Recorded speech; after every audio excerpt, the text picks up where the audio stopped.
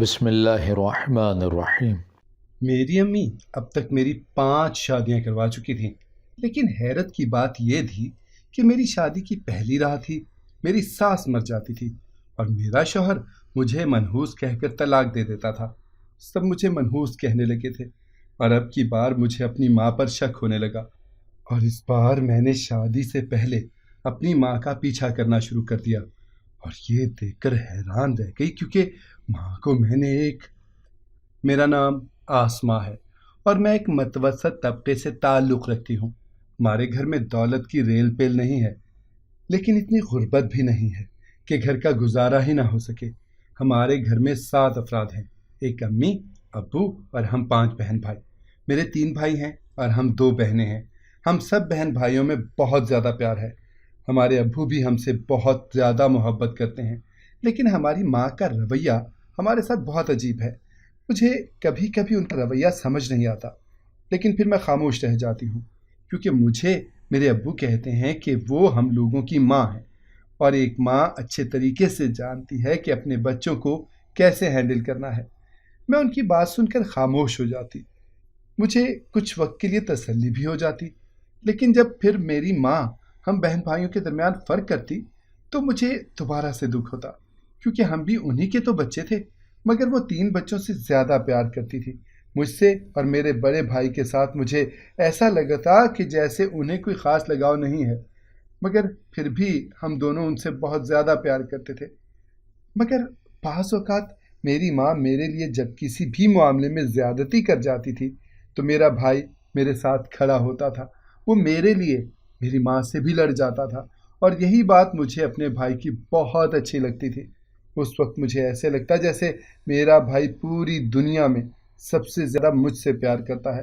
لیکن جب میرے ابو کو پتہ چلتا کہ میرا بھائی میری ماں سے آج لڑا ہے تو اس دن میرے بھائی کو میرا باپ کچھ دنوں کے لیے گھر سے نکال دیتا تھا، کیونکہ ابو ہماری امی سے بہت زیادہ پیار کرتے تھے اور وہ نہیں چاہتے تھے کہ کوئی بھی بچہ ان کے ساتھ کوئی بدتمیزی کرے۔ میری ماں اور باپ کی جوڑی بہت پرفیکٹ مانی جاتی تھی۔ محلے اور خاندان میں میرے ماں باپ کی جوڑی کو ایک مثالی جوڑی سمجھا جاتا تھا، کیونکہ میرا باپ بھی دیکھنے میں اچھا خاصا تھا، مگر میری ماں بہت خوبصورت تھی۔ اس کی خوبصورتی کے چرچے آج بھی ویسے ہی تھے جیسے ان کی جوانی کے دنوں میں ہوتے تھے۔ دن یوں ہی گزرتے رہے اور ہم سب لوگ جوان ہو گئے، مگر ہمارے گھر کا ماحول جیسا میرے بچپن میں تھا ویسا ہی میری جوانی میں بھی تھا۔ اتنے سال گزر جانے کے بعد بھی ہمارے گھر میں ذرا سا بھی ماحول نہیں بدلا تھا، سب کچھ ویسے کا ویسا ہی تھا۔ لیکن اب میرے ابو نے کہہ دیا تھا کہ میرے بڑے بھائی کی شادی کر دی جائے، اور اس کے لیے میری ماں پورے خاندان سے اور خاندان سے باہر لڑکیاں ڈھونڈ رہی تھیں۔ تقریباً 6 سے 7 مہینوں کی محنت کے بعد آخر کار میری ماں نے میرے بڑے بھائی کے لیے بہت ہی خوبصورت اور امیر لڑکی ڈھونڈ لی۔ میں تو اپنی چاند سی بھابھی کو دیکھ کر حیران رہ گئی۔ میں نے کبھی سوچا بھی نہیں تھا کہ میرے پیارے بھائی کی شادی اتنی خوبصورت لڑکی سے ہو جائے گی۔ میری نظر میں میرے بھائی اور بھابھی کی جوڑی بھی میرے ابو اور امی کی طرح پرفیکٹ جوڑی تھی، کیونکہ وہ دونوں ایک دوسرے کے ساتھ بہت اچھے لگتے تھے۔ میری بھابھی کا رویہ پہلے پہل تو ہم سب لوگوں کے ساتھ بہت اچھا اور دوستانہ رہا تھا، لیکن پھر اچانک دھیرے دھیرے ان کے رویے میں تبدیلی آتی گئی۔ پہلے ان کا وقت ہم سب بہن بھائیوں کے درمیان گفتگو کرتے ہوئے اور ہنسی مذاق کرتے ہوئے گزرتا تھا، لیکن اب ان کا سارا وقت میری ماں کے ساتھ انہی کے کمرے میں گزرتا تھا۔ وہ رات کے وقت بس میرے بھائی کے ساتھ ہوتی تھی۔ ان کی ہم لوگوں سے بات چیت تو بالکل ہی ختم ہوتی جا رہی تھی، اور پھر اچانک ایک دن انہوں نے جیسے پورے گھر میں دھماکہ ہی کر دیا ہو، جسے سن کر ہم سب لوگ ہی اپنی اپنی جگہ ساکت رہ گئے، یہاں تک کہ میرا بھائی بھی حیران پریشان ہو گیا۔ میری بھابھی نے الگ گھر کا مطالبہ کر دیا تھا۔ یہ خبر ہم سب کے لیے بہت ہی حیران کن تھی، کیونکہ ہم سب بہن بھائیوں نے کبھی سوچا بھی نہیں تھا کہ ہم لوگ ایک دوسرے سے الگ ہو کر رہیں گے۔ ہم سب لوگ اپنی بھابھی کے پاس گئے اور ان سے بولا، بھابھی، اگر ہم سے کوئی غلطی ہو گئی ہے تو آپ پلیز ہمیں معاف کر دیں۔ اگر ہماری کسی بات کا آپ کو برا لگا ہے تو اس کے لیے بھی ہمیں معاف کر دیں بھابھی، لیکن हमारे भाई को लेकर आप अलग घर में कैसे रह सकती हैं? आप जैसे चाहेंगी ना, हम वैसे ही रहेंगे। भाभी, अगर आपको किसी भी चीज़ की ज़रूरत है तो हम आपको ला कर देंगे, लेकिन खुदारा भाभी हमारे भाई को हमसे अलग ना करें। हम सब ने मिलकर अपनी भाभी की बहुत ज़्यादा मिन्नतें की, लेकिन उनके तो कान पर जूं तक नहीं रेंगी। उन्होंने ये झगड़ा जारी रखा और हम सबको अपने कमरे से निकाल दिया और दोबारा हमसे बात करना भी छोड़ दी। ये सब कुछ हमारे लिए परेशानी का बायस बन रहा था। मेरा भाई भी बहुत ज़्यादा परेशान था। मैंने अपने भाई से बात करने की कोशिश की थी तो उसने कहा, मैं कुछ नहीं कर सकता। और फिर आने वाले दिनों में उनका ये झगड़ा बढ़ता ही गया, जिसका नतीजा ये निकला कि 2 महीनों के बाद मेरा भाई मेरी भाभी के साथ घर छोड़कर चला गया। हमारा घर जैसे एकदम वीरान सा हो गया था।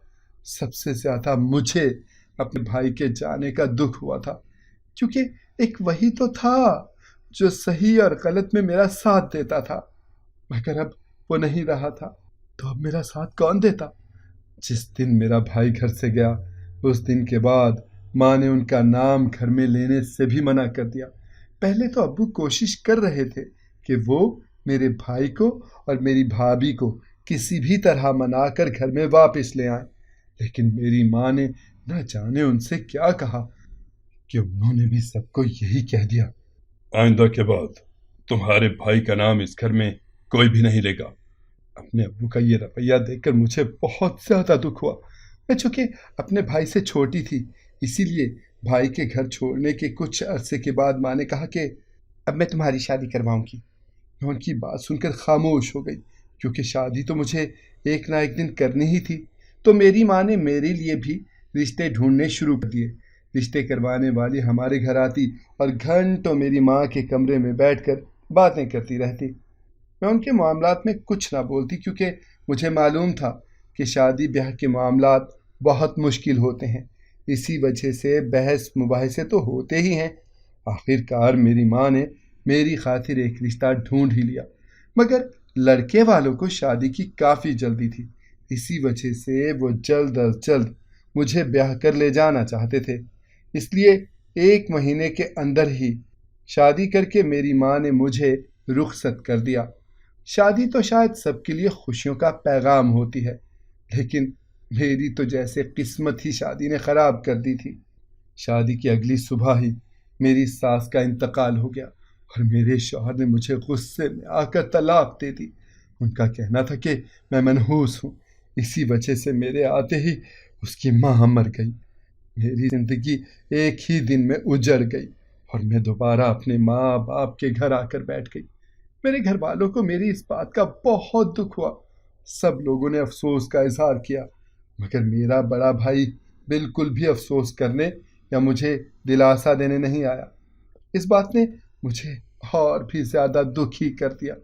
लेकिन रात के वक्त जब तमाम लोग सो गए तो मेरे मोबाइल पर मेरे भाई का फ़ोन आया। उन्होंने मुझे गमगीन ना होने का बोला। मैंने उनसे शिकायत की, भाई सब लोग आकर गए मगर आप क्यों नहीं आए? तो उन्होंने बोला, इस बात के बारे में तुम्हें बहुत जल्द मालूम पड़ जाएगा, लेकिन फ़िलहाल किसी को ये मत बताना कि मैंने तुम्हें फ़ोन किया था। अगर किसी को ये बात पता चल गई कि मैंने तुम्हें फ़ोन किया है तो मामला बहुत ज़्यादा ख़राब हो जाएगा। उनकी बात ने मुझे हैरान कर दिया। मैं उनसे पूछना चाहती थी कि आखिर वो ऐसा क्यों बोल रहे हैं, लेकिन उन्होंने मुझे कुछ भी बताने से इनकार कर दिया, क्योंकि उन्होंने कहा था कि देखो, वक्त आने पर तुम्हें सब कुछ पता चल जाएगा। अभी मेरी इद्दत पूरी ही नहीं हुई थी कि मेरी माँ ने मेरे लिए नया रिश्ता ढूंढना शुरू कर दिया। मैंने उनसे कहा कि मुझे अब शादी नहीं करनी, लेकिन उन्होंने कहा कि अरे यूँ तलाक याफ्ता लड़की को घर में बिठाकर मैंने अपनी दूसरी बेटियों की ज़िंदगी बर्बाद नहीं करनी, इसलिए तुम्हें शादी तो करनी ही पड़ेगी। और फिर मेरी अम्मी ने मेरी खातिर एक दूसरा रिश्ता भी ढूंढ निकाला। मेरे बाप ने भी उनकी हाँ में हाँ मिलाई, तो मैं खामोश रह गई, क्योंकि उनकी बात बिल्कुल सही थी। एक तलाक याफ्ता के घर में होते हुए दूसरी बेटी की शादी बहुत मुश्किल हो जाती। इसीलिए मैंने भी खामोशी से उनके फैसले पर सर झुका लिया। मेरी शादी हुई तो इस बार भी मेरे साथ ऐसा ही हुआ। सुबह होते ही میری ساس انتقال کر گئی۔ میرے لیے یہ بات کسی صدمے سے کم نہیں تھی، کیونکہ میرے دوسرے شوہر نے پہلے شوہر کی طرح مجھے طلاق دے کر گھر واپس بھیج دیا تھا، اور پھر دوبارہ اسی طرح میری عدت پوری ہونے سے پہلے ہی میری ماں نے میری ایک اور شادی کا انتظام کر دیا، اور اس بار بھی ویسا ہی ہوا، یعنی شادی کی صبح ہی میری ساس مر گئی اور میرے شوہر نے مجھے طلاق دے دی۔ اسی طرح میری ماں میری 5 شادیاں کروا چکی تھی، اور ہر شادی میں ایسا ہی ہوا تھا کہ صبح ہوتے ہی میری ساس مر جاتی اور میرا شوہر مجھے طلاق دے کر میرے گھر بھیج دیتا۔ سب لوگوں نے مجھے منحوس بولنا شروع کر دیا تھا، یہاں تک کہ میری اپنی ماں نے بھی اب یہ کہنا شروع کر دیا کہ ارے تیرے تو پیر ہی بھاری ہیں۔ میری ان شادیاں ٹوٹنے کا اثر اب میری چھوٹی بہن پر بھی ہونے لگا تھا۔ اس کا کہیں بھی رشتہ نہیں ہو رہا تھا، اور اس کے لیے میری ماں بہت زیادہ پریشان تھی۔ وہ ہر وقت روتی رہتی اور میرے باپ کے سامنے بھی دکھڑے گاتی کہ اب ہماری اس بیٹی کے لیے کوئی رشتہ نہیں آ رہا، اب ہم کیا کریں گے۔ میرا باپ بھی میری ماں سے زیادہ پریشان ہو گیا تھا، کیونکہ انہیں میری بھی فکر تھی اور باقی بچوں کی بھی، مگر ماں کے اتنے زیادہ دکھڑے سن سن کر آخرکار وہ اپنا سارا غصہ مجھ پر ہی نکالتے۔ میں نے کبھی بھی ان سے کوئی شکایت نہیں کی تھی، کیونکہ اس گھر میں جتنے بھی جھگڑے ہو رہے تھے وہ سب میری وجہ ہی سے تو ہو رہے تھے۔ 5 طلاقوں کا لیبل اپنے ماتھے پر لگا کر اگر میں اس گھر میں رہ رہی تھی تو یہی بہت بڑی بات تھی۔ میں نے اپنی ماں سے اب صاف صاف کہہ دیا تھا کہ مجھے شادی کی اب بھی کوئی چاہ نہیں رہی، لیکن انہوں نے کہا کہ نہیں نہیں، ہم تجھے یوں گھر میں بٹھا کر بھی نہیں رکھ سکتے، تمہیں شادی کرنی ہی پڑے گی۔ اور انہوں نے میرے لیے 6ٹھی شادی کا بھی انتظام کر ڈالا۔ مجھے سمجھ نہیں آ رہا تھا کہ 5 دفعہ طلاق یافتہ لڑکی سے آخر اب کون شادی کرنا چاہتا ہے۔ مجھے اس بار اپنی ماں پر شک ہونے لگا۔ شادی سے پہلے تمام انتظامات کرنے کے لیے میری ماں نہ جانے کہاں کہاں گھومتی رہتی تھی۔ اس بار جب وہ باہر گئیں، میں نے شادی سے پہلے اپنی ماں کا پیچھا کرنا شروع کر دیا۔ آخر مجھے بھی تو پتہ چلے کہ وہ ایسے کون سے انتظامات کر رہے ہیں۔ جب میں نے ان کا پیچھا کیا تو بازار سے ہوتے ہوئے وہ ایک ہوٹل میں جا کر بیٹھ گئیں۔ میں ان کی حرکت دیکھ کر حیران رہ گئی، کیونکہ انہیں تو باہر کا کھانا ہضم ہی نہیں ہوتا تھا، پھر وہ ہوٹل میں آ کر کیوں بیٹھ گئی تھی؟ مگر جلد ہی مجھے میری الجھن کا جواب مل گیا تھا، کیونکہ تھوڑی ہی دیر میں وہاں پر میری چھوٹی بہن اور اس کے ساتھ ایک لڑکا آ کر میری ماں کے پاس بیٹھ گیا، اور وہ دونوں مل کر پتہ نہیں کون کون سی باتیں کر رہے تھے۔ مجھے کچھ سنائی تو نہیں دے رہا تھا، لیکن میں اتنا ضرور جان گئی تھی کہ دال میں ضرور کچھ نہ کچھ کالا ہے۔ وہ گھر میں بھی بات کر سکتے تھے، اور یہ لڑکا کون ہے؟ میں اس لڑکے کو زندگی میں پہلی بار دیکھ رہی تھی۔ گھر آ کر میں نے اس بارے میں بہت سوچا، اور مجھے کچھ بھی سمجھ نہیں آ رہا تھا۔ 2 دن تک میں یوں ہی پریشان گھومتی رہی، کیونکہ اس بار میرا شادی کرنے کا کوئی ارادہ نہیں تھا۔ اسی لیے میں نے اپنے بھائی کو کال کی تاکہ ان سے بات کر کے کوئی صحیح مشورہ لے سکوں۔ جب میں نے انہیں سارا معاملہ بتایا تو انہوں نے کہا، تم بالکل خاموش رہو، اب میں خود اس معاملے میں پتہ کرنے کی کوشش کرتا ہوں۔ اچھا ہوا تم نے مجھ سے بات کر لی، کسی اور کو اس بارے میں کچھ بھی مت بتانا۔ میں ان سے بات کر کے کچھ سکون محسوس کر رہی تھی، لیکن میں نے ایک بات اپنے دل میں ٹھان لی تھی کہ میں اب شادی نہیں کروں گی، کیونکہ مجھے اس شادی میں ہی کچھ گڑبڑ محسوس ہو رہی تھی۔ دن گزرتے رہے اور آخرکار شادی کا دن بھی آن پہنچا۔ مولوی صاحب آئے، سادگی سے میرا نکاح پڑھوانے کی تقریب رکھی گئی تھی۔ مولوی صاحب نے کہا، تمہیں قبول ہے؟ تو میں نے کہا، نہیں، مجھے یہ شادی قبول نہیں ہے۔ میرا باپ اور میری ماں اپنی جگہ ساکت کھڑے رہے اور کہنے لگے، تم نے ہمارے ماتھے پر داغ لگانے کے بارے میں فیصلہ کر لیا ہے، چپ چاپ یہ نکاح قبول کر لو۔ میں نے سب کے سامنے اپنی ماں اور باپ سے بول دیا، مجھے یہ شادی نہیں کرنی۔ آپ لوگ 6ٹھی بار میرے ساتھ زبردستی کر رہے ہیں، میری اپنی بھی کوئی مرضی ہونی چاہیے۔ تمام مہمانوں میں اب کھسر پھسر ہونے لگی۔ مولوی صاحب کچھ دیر انتظار کرتے رہے تاکہ معاملہ سلجھ جائے، لیکن معاملہ تو سلجھنا ہی نہیں تھا، اور پھر کچھ دیر بعد بارات بھی چلی گئی۔ مگر بارات والوں نے میرے ماں باپ کو کافی کچھ سنایا، مگر میں خاموش کھڑی رہی۔ جیسے ہی وہ لوگ گئے تو میری ماں نے پورے گھر میں تماشا کھڑا کر دیا اور کہنے لگی، دیکھو دیکھو اس بدسات کو، ہمارے ماتھے پر کلنک لگانے کے لیے تیار بیٹھی ہے۔ پہلے تو اس کی بھاری قسمت کی وجہ سے میری دوسری بیٹی کی بھی شادی نہیں ہو رہی، اس کا رشتہ نہیں ہو رہا، اور اب اس نے خود شادی سے منع کر کے رہی صحیح کسر بھی پوری کر دی ہے۔ میرا باپ بھی مجھ پر بہت زیادہ غصہ کرنے لگا اور بولنے لگا کہ اب تم اس گھر میں نہیں رہو گی، یا پھر اس لڑکے سے معافی مانگو کہ تمہیں اس کے ساتھ شادی کرنی پڑے گی، یا پھر جا کر اپنے بڑے بھائی کے ساتھ رہو۔ دوسرے دن میرے باپ نے آ کر مجھے کہا، چلو تم جا کر اس لڑکے سے معافی مانگو اور اس کے ساتھ شادی کر لو۔ میں ان کے ساتھ جانا نہیں چاہتی تھی، لیکن وہ زبردستی مجھے اپنے ساتھ لے گئے اور کہنے لگے، چلو جا کر اس سے معافی مانگو۔ لیکن جیسے ہی ہم لوگ ان کے گھر میں داخل ہوئے تو میرے اور میرے باپ کے سر پر آسمان ٹوٹ پڑا۔ میں نے اپنے باپ سے کہا، دیکھا آپ نے، یہ عورت مر چکی ہے، اگر کل میری شادی ہو جاتی تو آج میری 6 بار طلاق ہو جاتی۔ میرے باپ کے لیے یہ بات صدمے سے کم نہیں تھی، اسی لیے وہ آگے بڑھے اور اس لڑکے سے پوچھنے لگے، اگر تمہاری ماں مرنے والی تھی تو تم شادی کیوں کر رہے تھے؟ تو اس نے کہا کہ ارے یہ بات جا کر آپ اپنی بیوی سے پوچھیں۔ اس کی بات سن کر میرا باپ حیران ہو گیا اور خاموشی سے مجھے لے کر اپنے گھر آ گیا۔ تو میں نے دیکھا کہ میرا بڑا بھائی ہمارے گھر آیا ہوا تھا۔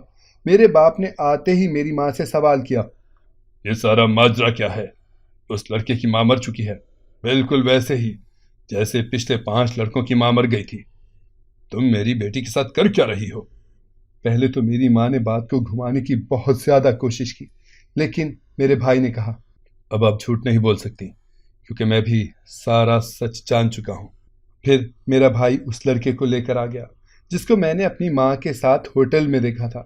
اس لڑکے کو دیکھ کر میری ماں کا تو چہرہ ہی سفید پڑ گیا اور وہ کہنے لگی، مجھے معاف کر دو، یہ سب میں نے اپنی سگی بیٹی کے لیے لالچ میں آ کر کیا ہے۔ ان کی بات سن کر میرے ابو اور بھائی کو تو کوئی فرق نہیں پڑا، لیکن ہاں مجھے شدید صدمہ ہوا تھا۔ سگی بیٹی مطلب؟ میں نے حیرت سے اپنے باپ کی طرف دیکھا اور ان سے پوچھا، یہ کیسی باتیں کر رہی ہیں؟ تو میرے باپ نے کہا، بیٹا یہ تمہاری ماں نہیں ہے، تم اور تمہارے بڑے بھائی کی ماں کوئی اور ہے۔ تمہاری ماں کے مرنے کے بعد میں نے اس کے ساتھ شادی کی تھی۔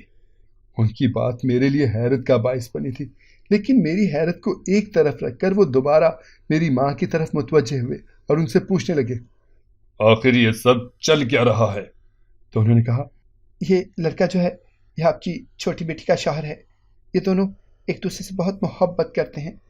گھر والوں سے یہ بات چھپا کر انہوں نے کورٹ میرج کر لی، اور جب مجھے یہ بات پتہ چلی تو میں بہت ڈر گئی، کیونکہ یہ لڑکا بہت غریب تھا اور اس کے پاس کوئی نوکری بھی نہیں ہے۔ ایسے لڑکے کے ساتھ آپ اپنی بیٹی کی شادی کبھی نہیں کرتے، اور آپ کی بیٹی اس سے بیاہ کر چکی تھی۔ لیکن جب آسمہ کی دوسرے ہی دن طلاق ہو گئی تو میرے دماغ میں ایک ترکیب آئی۔ میں نے رشتے کروانے والی کو بولا کہ ایسے لڑکوں کے رشتے لے کر آئے جن کی ماں گزرنے والی ہو اور زندگی کی بس لاسٹ سٹیج رہ گئی ہو، تو پھر اس دن ہم شادی کی تاریخ رکھیں گے۔ اور لڑکے سے یہ کہا کہ یہ شادی اصل شادی نہیں ہوگی، بلکہ یہ شادی کا ایک ڈرامہ ہوگا۔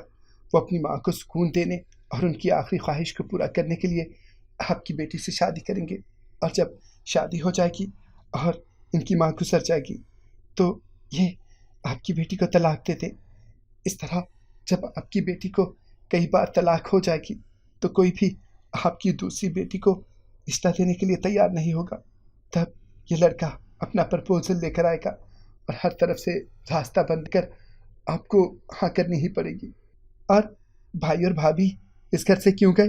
میرے سوال پر میرا باپ چونک اٹھا۔ میری ماں نے بولا، میں اس کی بیوی کو دھمکیاں دیتی تھی کہ اگر وہ اپنے شوہر کو لے کر علیحدہ نہیں ہوئی تو میں بہت جلد تم دونوں کی طلاق کروا دوں گی۔ میں نے اسے گھر سے اس لیے نکال دیا تاکہ اسے میری چھوٹی بیٹی کے کارنامے کے بارے میں کہیں پتہ نہ چل جائے، اور جو میں اس کی بہن کے ساتھ کرنے جا رہی تھی، اگر اس کے بارے میں آپ کے بڑے بیٹے کو پتہ چل جاتا تو میری اس گھر میں رہنے کی کوئی گنجائش نہیں تھی۔ ان کی باتیں اور سازشیں سن کر میرے باپ کو بہت دکھ ہوا۔ ایک بیٹی کی غلطی چھپانے کے لیے تم نے میری دوسری بیٹی کی زندگی ہر طرح سے برباد کر دی۔ میری ماں نے میرے ابو سے معافی مانگنے کی بہت کوشش کی، مگر ان کا غصہ حد سے بڑھ گیا تھا اور اسی وقت میرے باپ نے غصے میں آ کر میری ماں کو طلاق دے دی اور اس لڑکی کو بولا کہ اپنی بیوی کو لے کر یہاں سے چلے جاؤ۔ اس کے بعد میرے باپ نے میرے بھائی اور بھابھی سے اب تک کی ہر غلط فہمی کے لیے معافی مانگی اور بولا بیٹا دوبارہ گھر واپس آ جاؤ، تم لوگ، تمہارے بغیر یہ گھر ویران ہو گیا ہے۔ اس کے بعد میرے باپ نے مجھ سے بھی معافی مانگی اور بولے دیکھنا بیٹا، اب میں تمہاری شادی خود کسی بہت اچھے سے گھرانے میں کرواؤں گا۔ اگر آپ کو آج کی کہانی پسند آئی ہے تو ہماری ویڈیو کو لائک کریں اور ہمارے چینل کو سبسکرائب کریں۔ ملتے ہیں کل ایک نئی کہانی کے ساتھ، تب تک کے لیے اللہ حافظ۔